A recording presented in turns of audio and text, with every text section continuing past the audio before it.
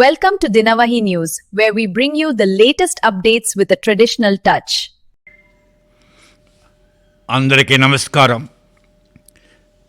Welcome to Dinavahi news.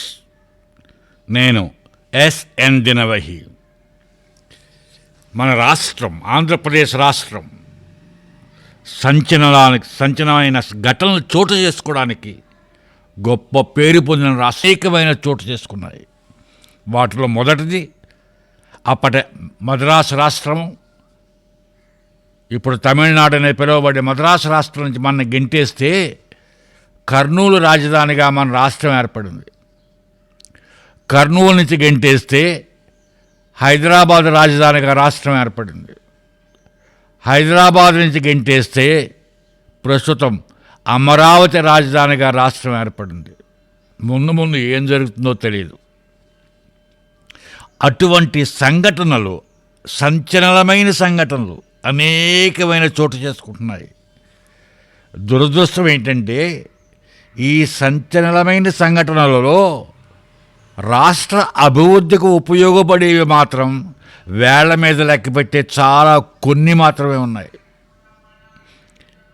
రాష్ట్ర అభివృద్ధిని కుంటుపరిచే విధంగా చోటు చేసుకునే సంఘటనలు మాత్రం చాలా చాలా చాలా ఉన్నాయి.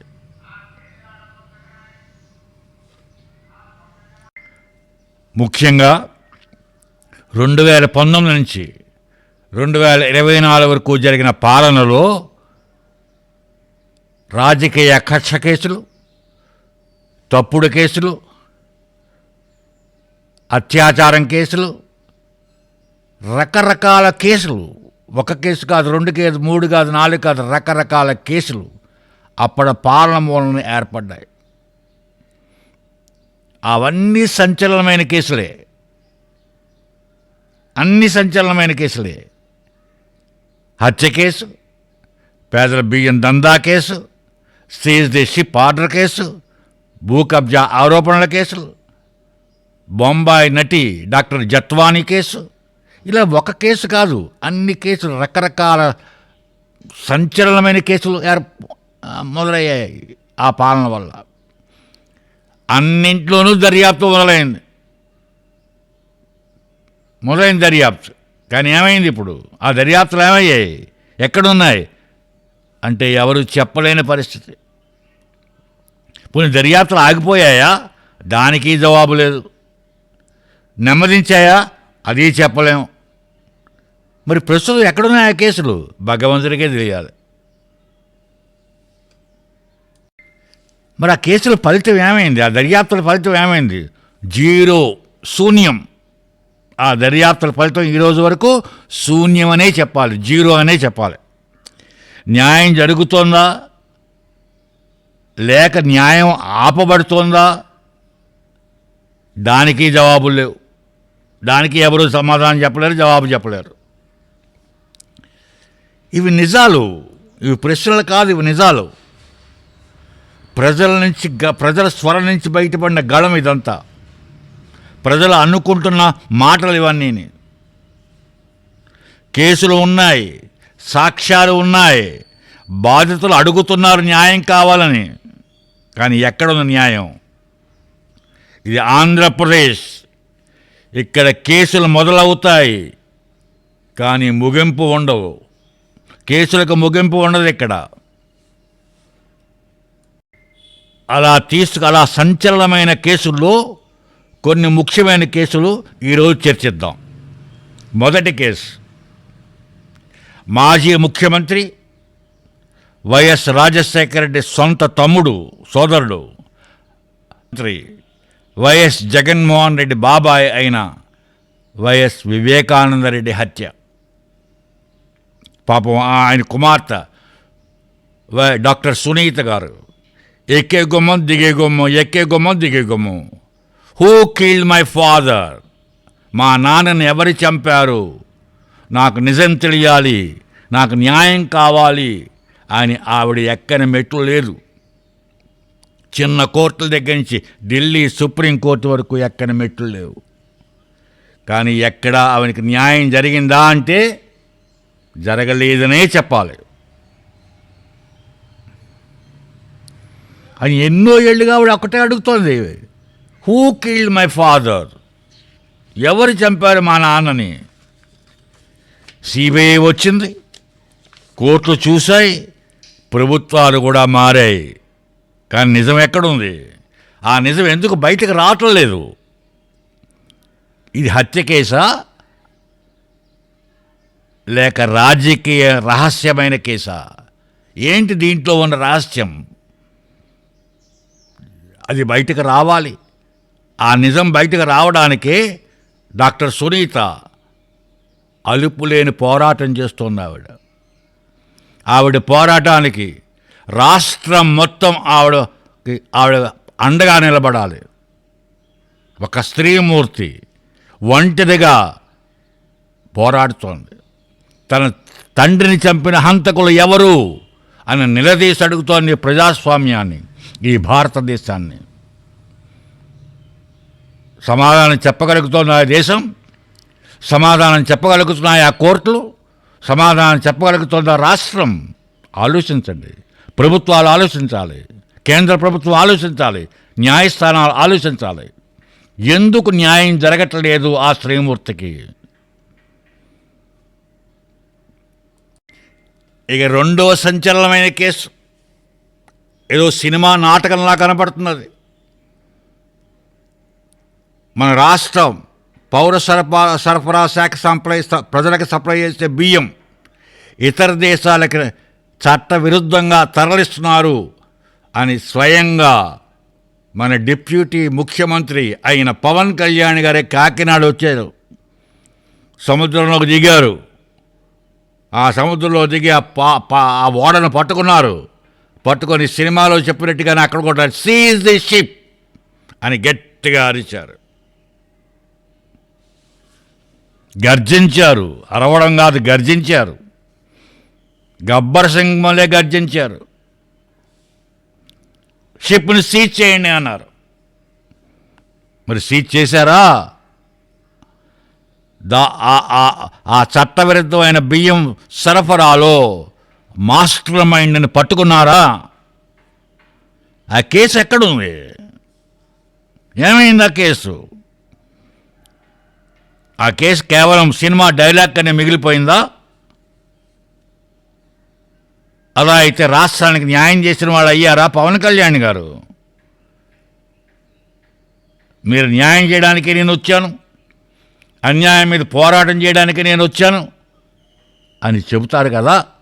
మరి ఏమైంది? మీరు పట్టుకున్న కేసే, మీరు చెప్పిన సీజ్ ది షిప్ అని గర్జించిన కేసే ఏమైంది? ఇప్పుడు ఎక్కడ ఉంది? ఏ స్టేటస్లో ఉంది? మీరు చెప్పగలరా? ప్రజలకు చెప్పగలరా? చెప్పే బాధ్యత మీకు లేదా? అయినా చెప్పరు. ఎందుకో తెలియదు. దీనిలో ఉన్న మర్మం ఏంటో అర్థం కావట్లేదు ప్రజలకి.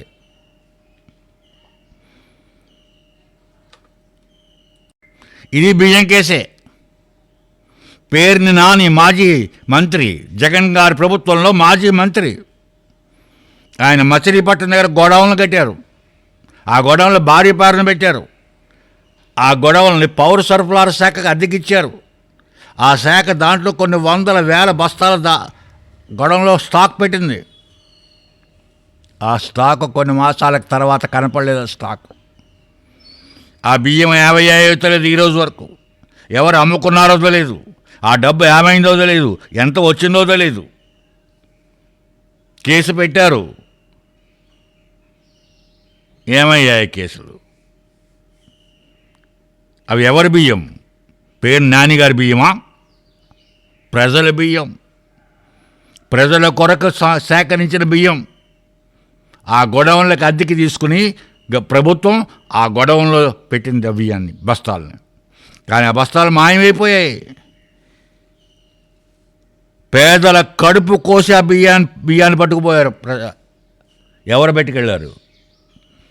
వాళ్ళ గొడవ నుంచి ఎవరు పట్టుకెళ్ళగలరు? అసలు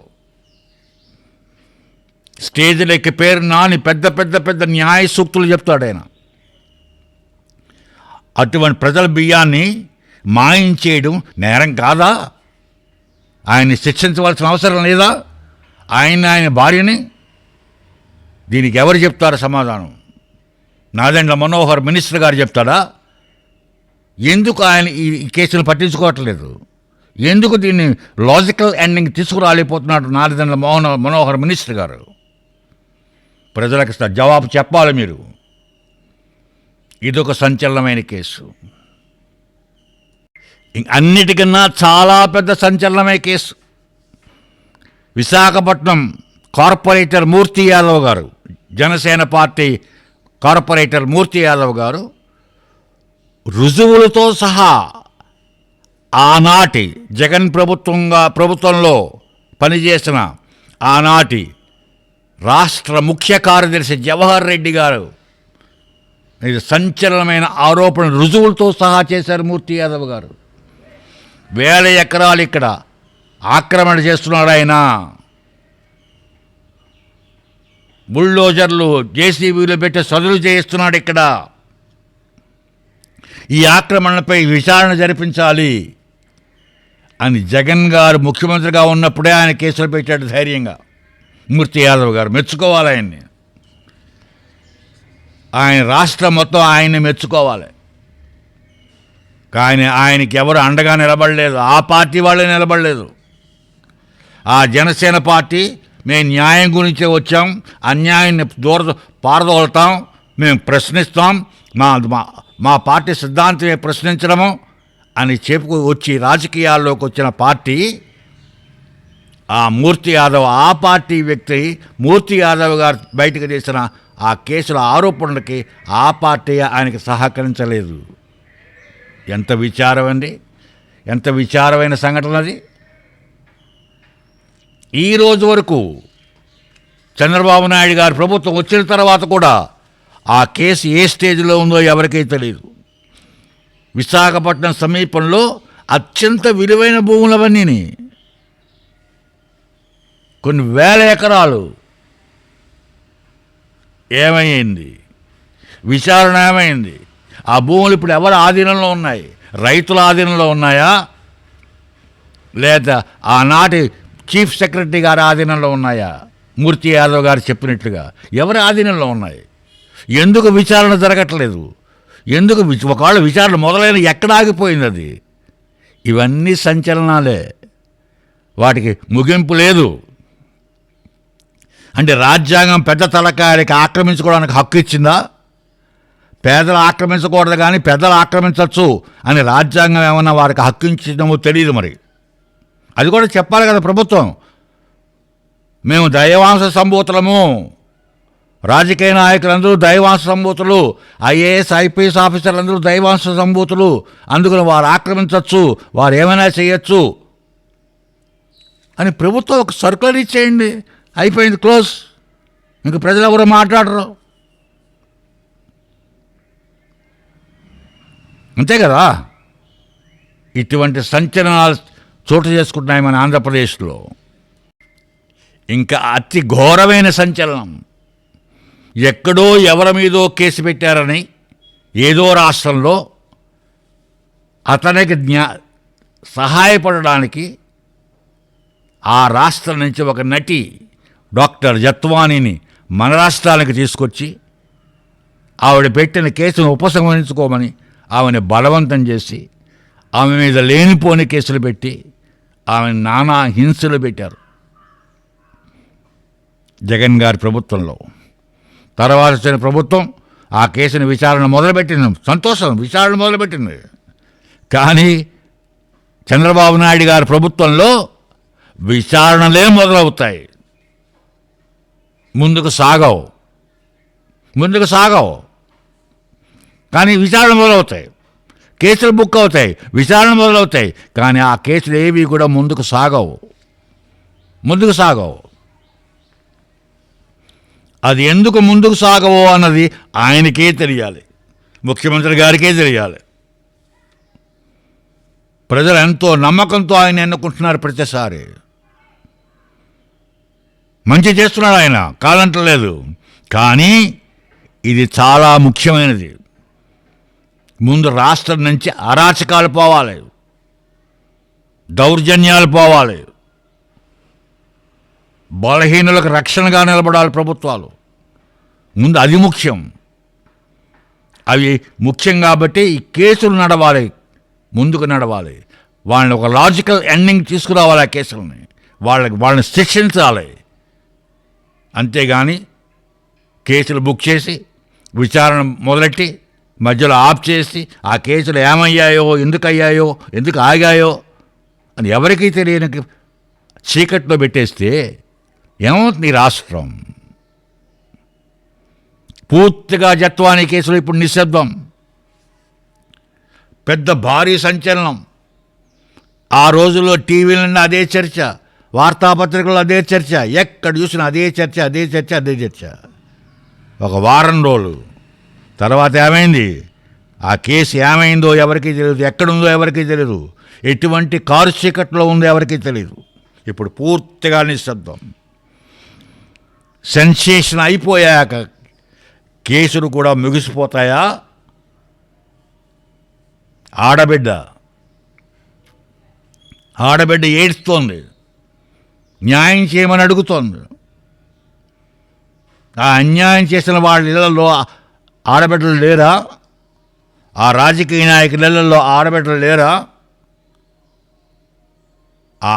వాళ్ళ ఇళ్లలో ఆడబిడ్డలే ముందు వాళ్ళని చెప్పాలి, తప్పు చేస్తున్నావు నువ్వు అని చెప్పాలి. కానీ చెప్పరు. అంచేత వాళ్ళ మొగుళ్ళే కదా, వాళ్ళ కొడుకులే కదా, వాళ్ళ బంధువులే కదా ఈ పనులు చేసేది. అదొక సంచలనం. ఇలా మన రాష్ట్రంలో అనేక సంఘటనలు, అనేక కేసులు, అన్నీ సంచలనమైన కేసులే. మొదలవుతున్నాయి, ఆగిపోతున్నాయి. అవి ఎక్కడున్నాయి ఎవరికి తెలియట్లేదు. ఏపీలో కేసులు బతికే ఉంటాయి, కానీ న్యాయం బతుకుందో లేదో తెలియదు. అవి ముందుకెళ్తాయో లేదో తెలియదు. ఆ కేసులు ఎక్కడున్నాయో తెలియదు. అసలు కారణం ఏంటో కూడా తెలియట్లేదు ఎవరికి. రాజకీయ భయమా? లీగల్ ప్రాసెస్ ఎందుకో తెలియదు. దాంట్లో ఉన్న మర్మం ఏంటో తెలియదు. ఎంత స్లోగా నడుస్తోంది లీగల్ ప్రాసెస్ అంటే భగవంతుడికే తెలియాలి. లీగల్ ప్రాసెస్ ఎంత స్లోగా నడుస్తోంది, ఎంత స్లోగా నడవగలదు అనే పందెం కనుక పెడితే, ఒక రేస్ పెడితే మన ఆంధ్రప్రదేశ్ ప్రభుత్వ యంత్రాంగం మొదటి ప్రైజ్ వస్తుంది లీగల్ డిపార్ట్మెంట్కి. బ్యూరోక్రసీ, అలసత్వం, లెథర్జీ, వాడికి రాష్ట్రం గురించి పట్టదు. ఐఏఎస్ ఆఫీసర్స్కి మీకు చాలామంది, అందరూ అన్నను దగ్గర చాలామందికి, ఎక్కువ మందికి ఐఏఎస్ ఆఫీసర్స్, ఐపీఎస్ వాళ్ళ రాష్ట్ర అభివృద్ధి పట్టదు. ఈ మధ్య చూశారు కదా, రాష్ట్రంగా విజయవాడలో ఐఏఎస్ ఐపీఎస్ ఆఫీసర్ రాష్ట్రంగా మీటింగ్ పెట్టుకున్నారు. ఈ ప్రస్తుత ప్రభుత్వాన్ని ఎలా కించపరచాలి, దాన్ని ఎలా పడగొట్టాలి, రాబోయే ఎన్నికల్లో మళ్ళీ జగన్ గారిని ఎలా తీసుకురావాలి, ఇదే వాళ్ళ పని. ప్రభుత్వాన్ని పడగొట్టడం, ప్రభుత్వాన్ని తీసుకురావడం ఐఏఎస్ ఆఫీసర్స్ పని, ఐపీఎస్ ఆఫీసర్స్ పని. అందుకే వాళ్ళు ఆ డిగ్రీలు ఇచ్చింది ప్రభుత్వాలు. అందుకే ప్రజలు సొమ్ము ఖర్చు పెట్టి వాడికి ఐఏఎస్లు ఐపీఎస్లు చెప్పించింది. అందుకే వాడికి జీతాలు ఇచ్చేది ప్రజలు. కామన్ సెన్స్ ఉండాలి. ఐఏఎస్లు చదువుకున్నారు, ఐపీఎస్లు చదువుకున్నారు. ప్రభుత్వాలు పడగొట్టడం మీద, ప్రభుత్వాలు తీసుకురావడం మీద మీ బాధ్యత. ఏం చదువుకున్నారు మీరు మేధావులా? ఎందుకు మీ చదువులు?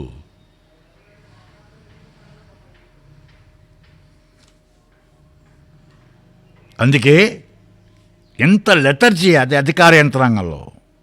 అలసత్వం. ఆంధ్రప్రదేశ్లో కేసులు ముగిస్తే ఏమైనా రాజకీయంగా నష్టమా? అందుకు ఆలోచిస్తున్నారు రాజకీయ ప్రభుత్వాలు. తెలీదు.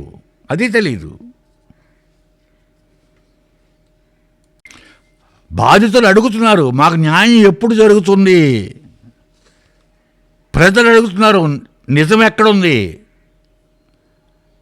ఈ ప్రశ్నలకు ప్రభుత్వం వినాలి. చర్యలు తీసుకుంటున్నాం అని చెప్పడం కాదు, ఫలితాలు చూపించాలి. ప్రభుత్వాలు ఫలితాలు చూపించాలి. అందుకే ప్రభుత్వాలు ఉన్నాయి. మాటలు చెప్పడానికి ప్రభుత్వాలు లేవు. న్యాయం ఆలస్యమైతే అది న్యాయం కింద జమ అవ్వదు, అది అన్యాయం కిందే జమ అవుతుంది. ఇది ప్రజల స్వరం, మీరు వినాలి, జవాబు చెప్పాలి. బాధితులు ఇంకా ఎదురు చూస్తున్నారు, ప్రజలు ఇంకా ప్రశ్నిస్తూనే ఉన్నారు. న్యాయం ఎక్కడా? కేసులు ఎక్కడున్నాయి? ఫలితాలు ఏమయ్యాయి? ఎప్పుడు ఫలితాలు బయటపడతాయి? అసలు ఫలితాలు బయటకు వస్తాయా రావా? వీటి మీద జవాబు చెప్పాలి ప్రభుత్వం. ప్రశ్నించాలి ప్రజలు. ప్రజాస్వామ్యానికి పునాదే ప్రశ్న. ఆ ప్రశ్నించడానికి ప్రజల కన్నా ముందు పుట్టింది ఫోర్త్ ఎస్టేట్ మీడియా. కానీ ఏమైంది ఇప్పుడు? మీడియా ప్రశ్నిస్తోందా? ప్రశ్నించినట్టుగా కనపడుతోంది. మీడియా చాలా తక్కువ మంది ఉన్నారు అలా ఖచ్చితంగా నిజాయితీగా ప్రశ్నించే మీడియా వ్యక్తులు బహు తక్కువ మంది ఉన్నారు, రాజకీయ నాయకుల మళ్ళీ. ఆ ఫోర్త్ ఎస్టేటే బలహీనపడితే ప్రజాస్వామ్య పునాదులు ఏమవుతాయి? రాజ్యాంగ స్ఫూర్తి ఏమవుతుంది? ఆలోచించాలి ప్రజలు, మీడియాలో ఉన్న పెద్దవారు. ఇప్పుడు మీడియా చాలా బలహీనంగా ఉంది. బలహీనం అంటే వాళ్ళ ఆర్థిక బలహీనత కాదు, ఇది ఆర్థికంగా చాలా బలపడ్డారు, కానీ సిద్ధాంతాల్లో చాలా బలహీనంగా ఉన్నారు చాలామంది. ఆ ప్రశ్నించే శక్తి లేదు వాళ్ళకి, ధైర్యంగా నిలబడి ప్రశ్నించే శక్తి లేదు. చాలా కొద్ది మందికి మాత్రమే అడుగుతున్నారు, కానీ కొద్ది మంది యొక్క ప్రభావం చాలా తక్కువగా కనపడుతుంది.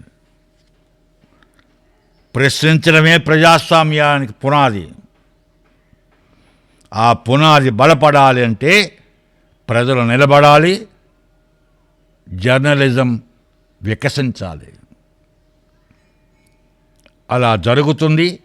మళ్ళీ జర్నలిజం పూర్వస్థాయికి చేరుకుంటుంది, ప్రజాస్వామ్యాన్ని నడిపిస్తుంది, ప్రజాస్వామ్యాన్ని వికసింపజేయబడుతుంది. ఇది మీడియా వల్లే సాధ్యమవుతుంది అని చెప్పడానికి నేనేమీ సంకోచించను. అలా చేస్తారని మీడియాలో ఉన్న వ్యక్తులందరూ కూడా న్యాయానికి, చట్టానికి, ప్రజల గురించి, రాష్ట్ర అభివృద్ధి గురించి నిలబడతారని ఆశపడుతున్నాను. వాళ్ళందరూ నిలబడాలని ప్రార్థిస్తున్నాను. నీతిగా జర్నలిజాన్ని. This is your channel. ఈ ఛానల్ మీది, వాయిస్ ఆఫ్ ది పీపుల్. ఈ ఛానల్లో ఉంది. ఈ వీడియోని అందరూ లైక్ చేయండి, షేర్ చేయండి అందరికీ. అలాగే అందరూ బెల్ ఐకాన్ ప్రెస్ చేసి సబ్స్క్రైబ్ చేయమని ప్రార్థిస్తున్నాను, కోరుతున్నాను.